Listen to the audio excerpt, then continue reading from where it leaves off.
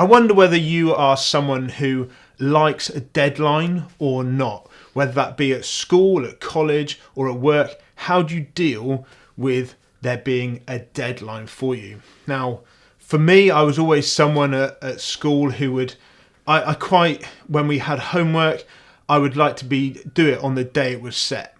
You know, it didn't always happen every single time, but I kind of just like to get it out of the way.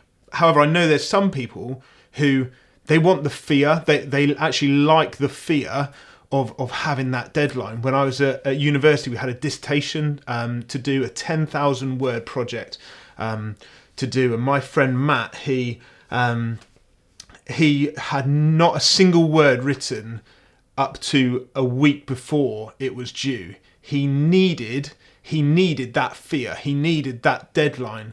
And then, I mean, he had a week full of a lot of coffee, a lot of late nights.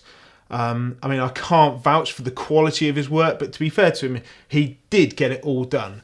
But he needed the deadline for him. Now, as we look at the next section of Mark's eyewitness account, we're in chapter 13, and there's this long section. If you turn to it, if you have a little read of it, and it's entitled "The Destruction of the Temple and Signs of the End Times," which is not a particularly attractive title for most of us when we're seeing it for the first time.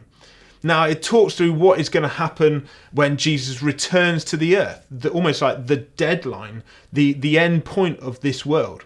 And it will be, you know, after all the things which we're going to go on to read in the next few chapters of Mark, of his death, resurrection, then returning to heaven. Actually, what is going to happen finally for this world? What is going to happen? What are going to be the signs of those end times, and what's going to happen?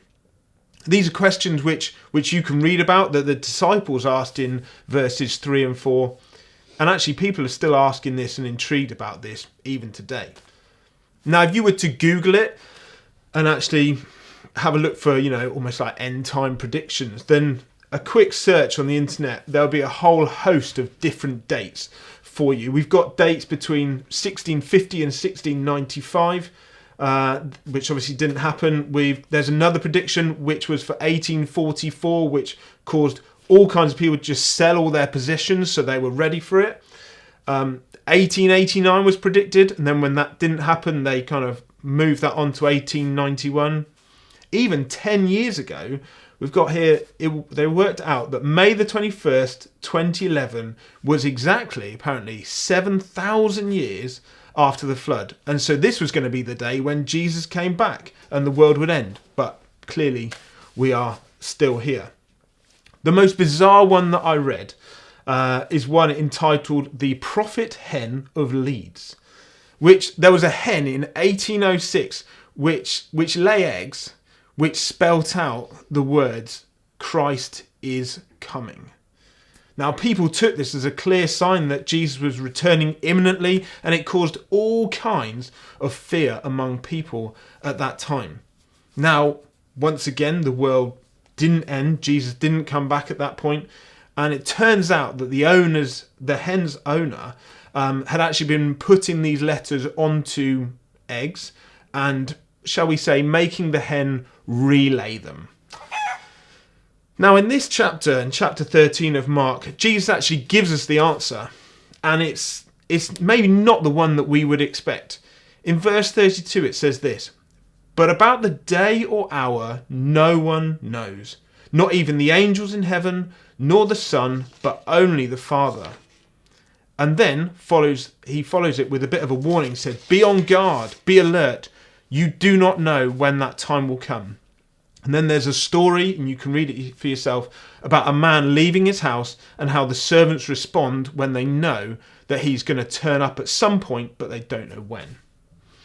And it makes me think about when I was younger, and I'd have friends whose parents would maybe go away for the weekend now and leave their teenagers at home. Now, if my friend knew that their parents were coming back on Sunday, they knew that actually they could have a party on the Friday night. They could have people around. They could have the clear up on Saturday, and then they could have the Sunday, and everything would be absolutely fine, almost as if nothing had happened. They could pretend that nothing had happened, everything was in order, and nothing had happened while their parents had been away.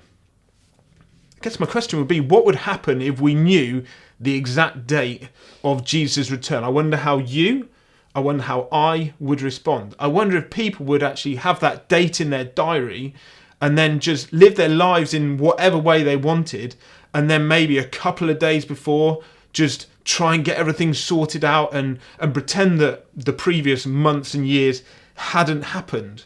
Almost like trying to fool God and fool Jesus, like when he turned up. Now, the God in the Bible is not just interested in what happens on that final day, on that last day, but actually he's interested in knowing you and I today, of being involved in our lives today, and showing us that he has plans for each of our lives. Being a Christian and following Jesus isn't just about the end point, it's about the here and now.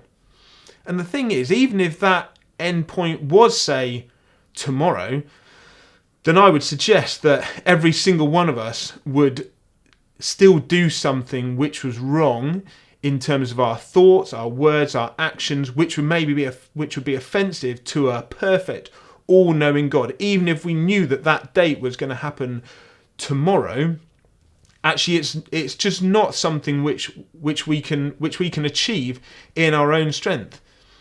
And that ultimately is why Jesus came, because even if it was tomorrow, actually, we cannot stand clean. We cannot stand before a holy God in our own strength, which is why Jesus came. And so then our knowing God isn't based on whether we're good enough or not, but actually on what Jesus has already done for us. And that doesn't matter whether it happens tomorrow, in a year's time, in 20 years' time. Actually, we can be sure because of what Jesus has done rather than what we ourselves are doing on that particular day.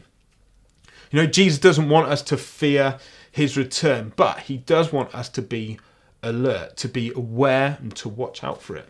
He wants us to be ready. He wants us to live lives that when he returns, we're prepared for him, that we know him, that we've accepted his offer of forgiveness, and that we're in a relationship with our Father in heaven.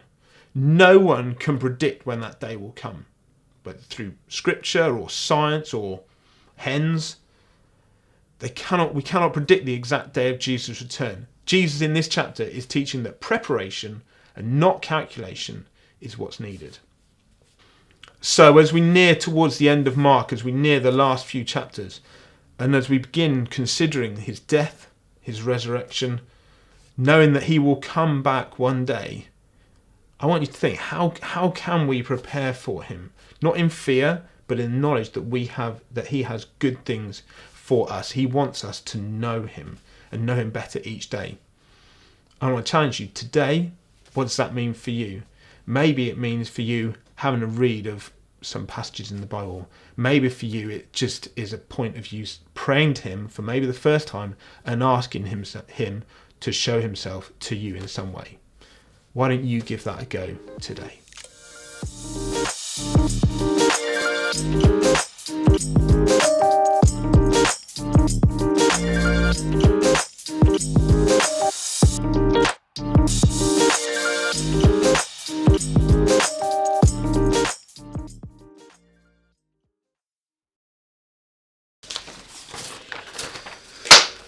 Brilliant. That's a wrap.